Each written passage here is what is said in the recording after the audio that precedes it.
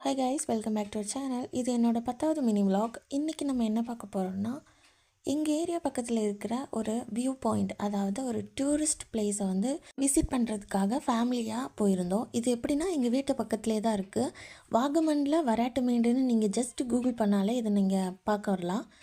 இங்கே வந்து பார்த்திங்கன்னா, அந்த ஏரியாவில் இருக்கிற எல்லாத்தையுமே பார்த்து ரசிக்கிறதுக்காக எல்லா ஏரியாவிலேருந்தும் இங்கே வராங்க. ஸோ நாங்கள் எப்போவும் இங்கே இருக்கிறனால எங்களுக்கு அது அவ்வளோ பெரிய விஷயமா தெரியதில்ல.